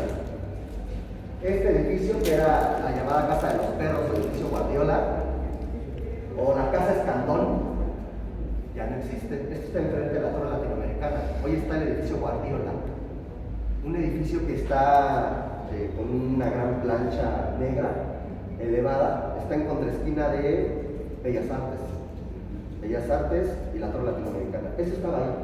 Un revestimiento que nos permitía ver la Casa de los Azulejos que está ahí. Vean, esto es todavía de un arquitecto mexicano, no tiene un apellido muy mexicano, pero sí, Ramón Rodríguez Arangoiti, que generó esta propuesta a manera de un palacete que pareciera un tanto romano, un tanto griego. Aquí ya comenzamos a ver el eclecticismo. Voy a mezclar de todas las tendencias. ¿Por qué? Pues porque se ve bonito, punto. Pero lo tumbaron ya después del Porfiriato. Tenemos este edificio que lo han visto seguramente al lado del Munal, el edificio Marconi, y tiene un detalle que es muy francés, ecléctico, y que la Ciudad de México se llenó de eso. Este tipo de cubierta se llama mansarda, porque era un arquitecto francés, Mansart, del barroco francés o del clasicismo francés, que hacía este tipo de cubiertas un tanto curvas. Y esas ventanas que salen de la mansarda se llaman buhardillas, como si espantaras una ardilla, buhardillas. Estas buhardillas y las mansardas las destruyeron en la Ciudad de México. ¿Por qué? Está muy francés. De los pocos edificios que conservan sus mansardas y buhardillas es el edificio Marconi, que evidentemente ya por la estructuración sabemos que no es barroco. Esto ya tiene hierro. ¿Cómo sé eso? Por los claros. Fíjense cómo la arquitectura barroca tendría a tener claros muy pequeños y mucho macizo, porque eran muros de carga. Aquí ya comienzo yo a meter vigas de hierro y eso me permite que abra ventanotas. Vemos además que aquí hay 4 pisos. No vemos en el barroco 4 pisos. 2, 3, y eso ya era mucho. Ya si ven algo que parece barroco de 4 o 5 pisos, eso es un falso histórico del siglo XX, de los años 30, no sé. Otro de los edificios aquí, vean qué chulada, la Casa Limantún, del secretario de Hacienda. Y al lado, no sé si ubican este edificio. Si ubican este, está enfrente de la Alameda, Avenida Juárez. Bueno, Corpus Christi. Corpus Christi, que fue el primer convento de mujeres cásicas. Al ladito estaba este palacete. Quiero que pongan atención en esos huecos que están ahí abajo. Al rato los vamos a volver a ver.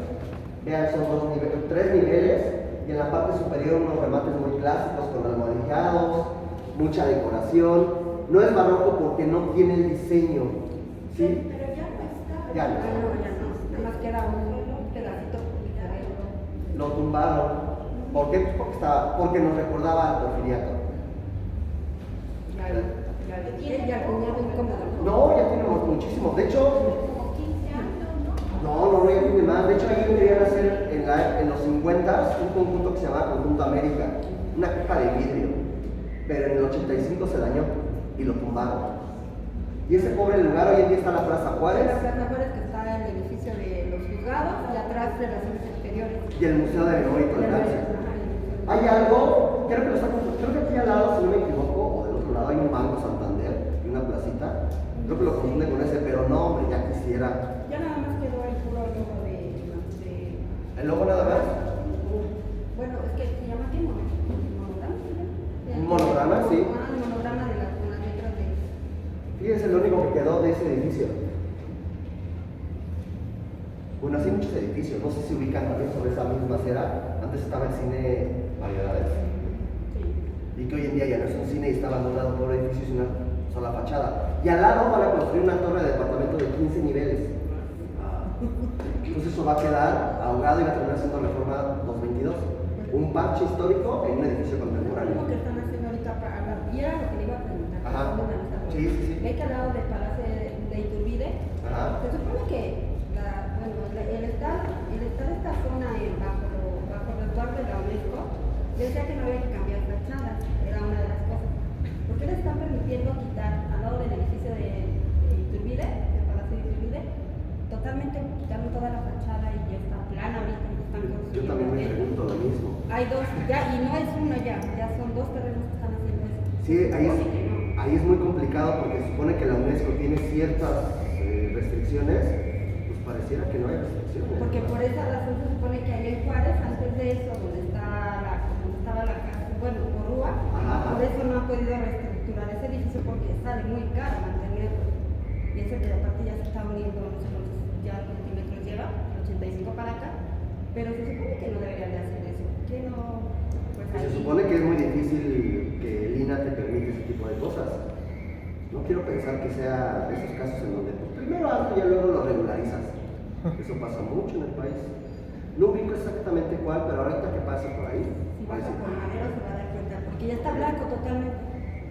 Pero lo que pasa es que Madero estuvo cerrada prácticamente un año. Sí, pero quitaron En ese totalmente. momento.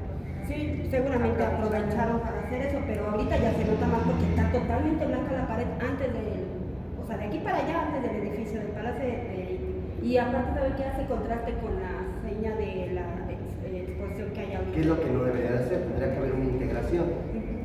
Pero ahí está resguardado por la UNESCO, nada más por el Todo. Todo el No, centro no, histórico todo el está centro resguardado histórico. por la UNESCO y Porque además es ahí hay patrimonio. protección del INAH, del INVAR. Pero, por etcétera. ejemplo, en ese caso es más como el del caso de CU y el Big Run, que se iban a poner ahí donde estaba el Superama y que, bueno, supongo que estamos hablando de otro tipo de poder, tanto legal como económico, en este caso la UNAM, que pusieron los amparos necesarios diciendo que como estaba resguardado por parte de la UNESCO, tanto en sí, ciudad universitaria, como la visual que tenía, obviamente Big Run iba a romperlo, ¿no? Con eso, ya al final. Y eso fue lo que le ayudó a ganar el caso, ¿eh? Pero, Con la visual.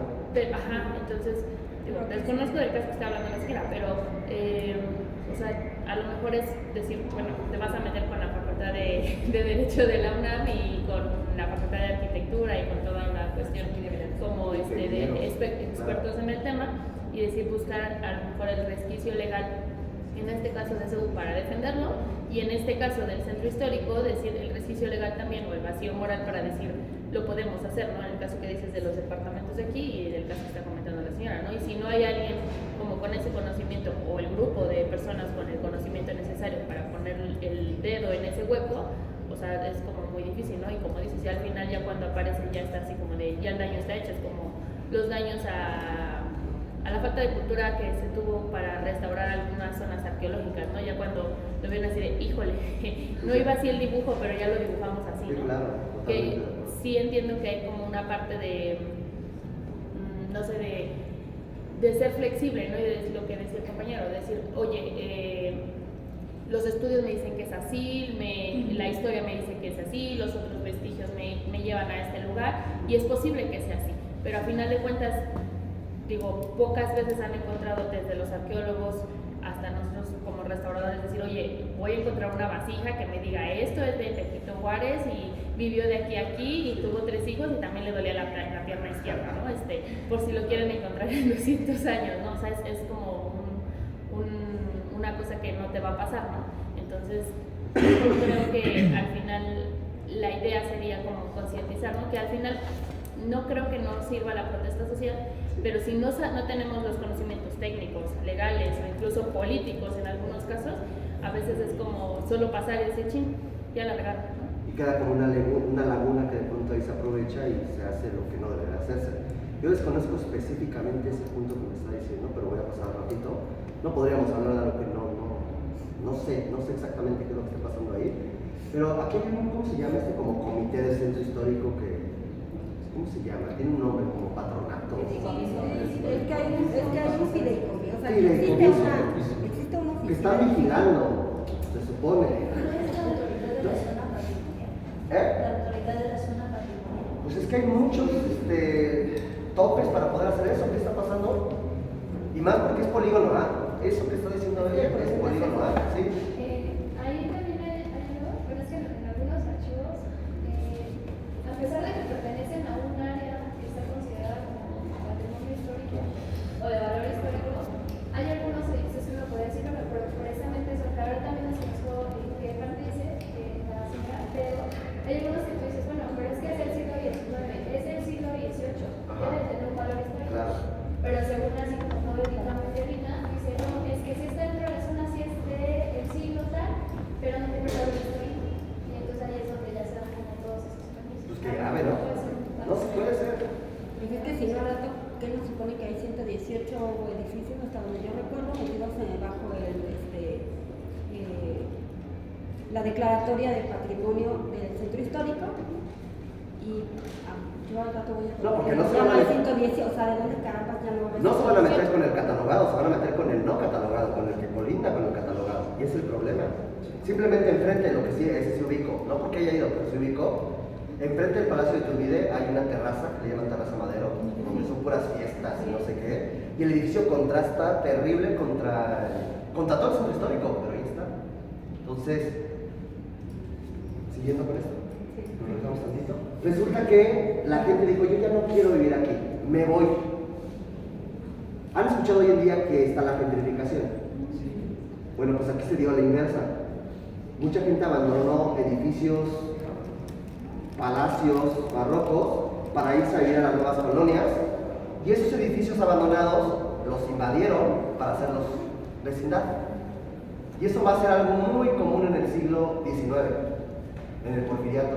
Y es ahí donde encontramos las famosas escaleras que dicen porfirianas. No, pues es muy común. Ya a partir del hierro, de la revolución industrial, ya no necesito muros de carga para sostener las escaleras. Ahora tengo yo vigas y puedo darme el lujo de hacer eso. Y entonces ya aprovecho de mejor forma el espacio. ¿Y cómo va a funcionar esto? Escaleras se divide hacia dos alas y cada uno de estos pasillos va a tener vivienda, y se acabó. Y el centro histórico se va a empezar a llenar de vecindades, porque eran construcciones que abandonaron. ¿Dónde se fueron los que abandonaron estas construcciones? A las periferias, a construir estas nuevas casas. Casas eclécticas que de pronto parecen pues como de una postal europea. El chalet de la familia Cursi sobre Reforma. Vean cómo Reforma comienza a construirse un montón de casitas de gente con dinero, porque el centro histórico ya no estaba al esquema que ellos querían. Vean aquí la construcción de la colonia Roma. Calles de asfalto, ¿cómo lo vendían? Calles de asfalto, saneamiento. Anchas banquetas con arboledas, hay agua, hay un parque, hay un mercado. Lotes para pagar en 10 años. Órale. ¿Y qué te están ofreciendo? Pues cosas como esto. Que de pronto podría uno pensar que es otro lugar, que no es México.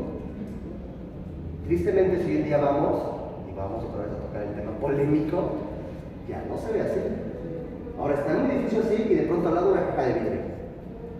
Y eso es lo que se vuelve muy triste, porque ahorita les voy a mostrar cosas así. Vean esta cosa horrenda. Está aquí atrás. El edificio Balmori, del ingeniero Ignacio Capetillo. Aquí al lado tiene durante muchos años. Ahí se conserva una casa en Pancupé, con esta influencia muy francesa. Es un eclecticismo que tiene 3 niveles con un torreón. Tiene estos almohadillados en el primer nivel. Tiene estos elementos que vienen de una influencia un tanto victoriana. Vemos que ya hay una arquitectura muy europea, mezclada entre sí, y es lo que se le llama el eclecticismo. Y lo vamos a encontrar en la colonia Roma, vamos a encontrar en la Condesa. En la Condesa vamos a encontrar también Art Deco, pero eso ya es arquitectura que viene después de la Revolución Mexicana. Ya no nos compete dado la temática. Vemos estos edificios como la Casa Lam, que es un centro cultural. Vean de pronto estas formas, estos elementos en pancupé, o sea, achatados. No era común en la arquitectura ni neoclásica ni barroca, no lo vemos ahí. O esta casa que le llaman la Casa de las Brujas, seguramente lo han visto en algún momento de su vida. No sé por qué Casa de las Brujas, yo creo que porque lo ven muy del norte de Bélgica, del norte de...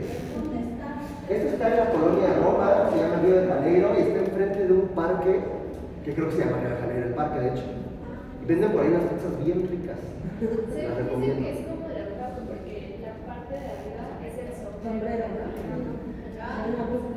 Ah, qué creativos. Tiene estas cubiertas un tanto mansardas, no son totalmente mansardas, con estas guardillas y esos elementos que nos recuerdan un tanto a esta arquitectura del norte de Europa, que a lo mejor, yo lo asociaba más con esto, que a lo mejor lo retomaban con la idea de la gente que quemaba las brujas. Pero ya viéndolo así, digo, ¿sabes? Edificios, no, pues es que ya son los mitos ahí extraños, ¿no? Las leyendas. Edificios de Tonalá y Tabasco, calle Tonalá y Tabasco. Vean cómo de pronto en Pancupé, que hay una relación entre sí, parece que se están hablando, aunque tienen ciertos diseños, que todavía tiene su mansarda, sus remates acá un tanto clásicos. Un Pancupé tiene un diseño muy sencillo. Vean la altura, se nos habla que están usando ya hierro. O edificios aislados como estos, ¿no? Qué chulada, todo esto ya no existe. Bueno, este sí. Pero en el sismo del 2017 se le cayó el torreón sobre un auto, ¡pum! Es el colegio, es el Instituto Renacimiento, porque parece una propuesta renacentista. Esta idea como bicolor, muy de la Toscana italiana, pues se trae. Vean esto, es una locura. Edificios sobre Orizaba y Veracruz, edificios sobre Córdoba, edificios sobre Mérida y Puebla, Salud. Esto tiene una fuerte influencia victoriana, pero se perdió. Eso es todo de los edificios. Casa Universitaria de Libro en la UNAM, en Orizaba, otra vez en Pancupé, con una arquitectura muy clásica, neoclásica, y de pronto el interior vea un patio totalmente circular, con unos vitrales, los vitrales Tiffany, que son muy comunes en esa época, con estas escaleras que llegas, ves el remate visual, te vas a los lados. Ya comenzamos a ver unas construcciones que son de sueño. Les había dicho que se acordaran de estos pequeños huecos que hay en la parte de abajo. Aquí hay otra imagen, edificios sobre Zacatecas, una fachada típica en la San Rafael. Encontramos que aquí abajo hay estas como ventanitas. ¿Qué es eso? Algunos son sótanos, pero no todos son sótanos. Ahorita les muestro eso. Aquí hay otro que es el Museo del Objeto en Córdoba y Colima, con un Pancupé. Aquí tenemos una influencia de un Art Nouveau, es un Art Nouveau. Estas curvas son Art Nouveau, pero es un eclecticismo Art Nouveau. Así son los edificios del siglo del Porfiriato, nombre y apellido. Eclecticismo Art Nouveau, eclecticismo neorrenacentista, eclecticismo neogótico, porque te está diciendo, es un neogótico más otras cosas. Entonces, vemos aquí esta casa Chihuahua 78, que son de las pocas que tienen una gran influencia Art Nouveau, porque el Art Nouveau cuando llegó aquí, Revolución Mexicana, por eso no pudo prosperar. Pero nos vamos con estos huequitos que estaban aquí abajo. ¿Qué son? ¿Sí son sótanos? Sí. Pero también la idea original son respiraderos. Aquí ya vemos un sistema constructivo, un sistema estructural, en donde vemos una cimentación de mampostería y donde hay un respiradero. Lo que están haciendo es levantar la construcción del suelo para que la humedad no afecte la construcción y pueda ya poner un sistema de viguería para el piso o ya bóveda catalana, que es un nuevo sistema que viene. Puede ser de tabique o puede ser de lámina de zinc. Ya estamos hablando de materiales industriales, gracias a la revolución industrial. Hay evidencia de cimentaciones en donde le pusieron un cuatrapeado de rieles que le van a llamar sistema Chicago, una cosa así, en donde lo que buscan es darle una flexocompresión a la cementación. Entonces vemos que hay un avance además tecnológico que va a repercutir en grandes construcciones pesadas, muy decoradas sobre lo que antes era agua. Bueno, encontramos también ya sea Lomerío o lo que es Chapultepec. Vemos esta construcción que también tiene una fuerte influencia Art Deco, ¿sí? Digo, Art Nouveau, ¿sí? Y ahorita estaba viendo que ya estaban los rieles, parte de la construcción en el plan anterior. Que nos mostró, allí dice rieles de acero, que es parte de la cimentación, este tipo de sistema constructivo. Hasta apenas ahorita que lo estoy viendo. Y de hecho, si un día pueden, vaya al Museo de la Revolución Mexicana. No es lo mismo, pero la cimentación es como si fuera eso, pero enorme. Porque es una parrilla de grandes vigas de hierro. Acero porque era para el ferrocarril, pero esto es hierro, el de allá. y uno camina entre ellos. Es impresionante, son como dos parrillas que están así. Entonces, pues ya son nuevos sistemas novedosos, muy pesados, también por eso se hundían, ¿no? Ya vamos a ir cerrando esto. Vean esta construcción muy a como los trazos, los detalles, estas ideas curvas, un tanto fantasiosas con estos remates que nos refieren a algo vegetal. Así estaba hasta que de pronto lo restauraron. Vean, creo que es una restauración demasiado decorosa. Vean cómo dejan la piedra ahí aparente. No engañen, dejan lo que es, ¿vale? Y vean estas postales. De pronto uno puede pensar que es cualquier lugar, y esto es la colonia Juárez. Y en la colonia Juárez, esto está padrísimo, seguramente lo ubican, está fuera del Metrobús Hamburgo. Esta construcción con sus barbillas y sus mansardas, es una propuesta bien interesante. Y todo esto se destruyó, menos esto, qué bueno. Y ahí encontramos un edificio que hasta parece de juguete. ¿Lo conocen? Museo de Cera. Ándale. El Museo de Cera de Antonio Rivas Mercado, el arquitecto preferido de Porfirio Díaz. Tenemos ahí de todo. Mansardas neobarrocas, las barbillas neobarrocas, estas ajaracas neomudecas. Tenemos este neorrenacimiento que vemos en los almohadillados, el neoclásico de las balaustradas y los remates. Es un neoclásico de todo. Aquí tenemos de todo. Y tristemente hoy parece una escenografía, porque está rodeado de una construcción muy distinta. Y es una pena, porque uno llega y uno puede decir, ay, qué raro. Ah, pues es el Museo de Cera. Por eso, no. Así era todo. Así era todo. Y vean esto, siempre que paso por ahí, siento una tristeza de ver esto. Esto está ya hacia llegar a lo que es, ¿cómo se llama? ¿Cuál? La Glorieta de Insurgentes, gracias. Que vemos estas construcciones, vean, aquí tiene un busto padrísimo tallado, y está ya todo pintado ahí con cómics y no sé qué tanta cosa. Los letreros, todo esto se perdió, o se está perdiendo. Tendríamos que hacer algo para que no se pierda. Tampoco quitando a la gente, sé que también eso es importantísimo, pero tampoco pongas este letrero de aquí, en esta propuesta como neorrománica, está muy medieval eso. Vean este otro caso. Esto era la otra casa de Limantur, es el secretario de la Hacienda, como no. Y hoy en día, pues están las torres estas de nuestro querido SAT, que a todos nos encanta declarar. Pues ahí tenemos esa casita donde se dio el famoso baile este, 42, 41, 43, no sé qué.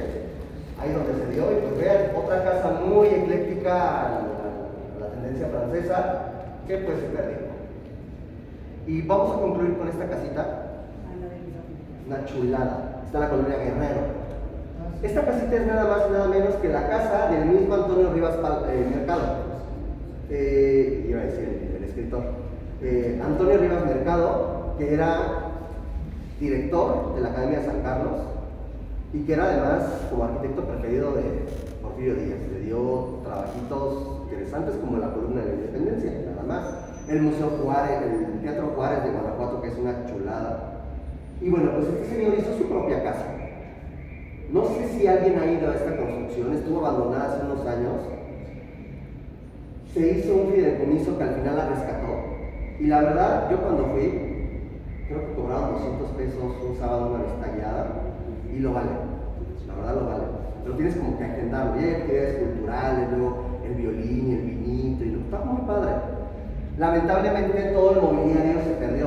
Por eso lo que vemos aquí, esto era el despacho del arquitecto. O sea, ahí se ponía a dibujar, ahí recibía a la gente, pero se perdieron los muebles. Y es toda una historia, que la hija, que no sé qué, toda una historia, ¿vale? Pero veamos por fuera cómo hay un diseño otra vez de un palacete un tanto neorromano, nos recuerda esto un trazo muy de la arquitectura romana, sería un neorromano. Y tenemos este pórtico con los acabados tan finamente tallados para generar este esquema en el piso tan laborioso y tan caro. Tenemos aquí algunos otros. Ahí está. Sí. tenemos, por ejemplo, con esto sería ya casi nuestro cierre, vemos este axonométrico en donde vemos que este era su despacho, su entrada, aquí había un desayunador que hoy en día ya no pudieron volver a poner, y tiene unas escaleras interesantísimas con un domo interesante como inclinado con elementos de madera, y algo que hay que destacar, vean el piso. Hoy en día le diríamos vitroblock, pero fue de los primeros que utilizó elementos de vidrio con un esquema de hierro para poder caminar sobre él y que pase la luz hacia la parte de abajo. Lo hizo fantástico. Claro, con la iluminación de la parte. Claro. No, y les invito, en verdad un día se pueden ir allá, o al menos en internet hay videos, hay fotos. Es un lugar muy padre. La parte del respiradero, la parte inferior, el arquitecto lo hizo sótano. Y ahí podemos ver el sistema de cimentación, sistema constructivo. Además ahí tienen una mesita con los materiales que utilizaron para la restauración. Vale mucho la pena ir, ¿vale? Y no sé si no hay ninguna otra pregunta, duda. Aquí estamos para los que gusten.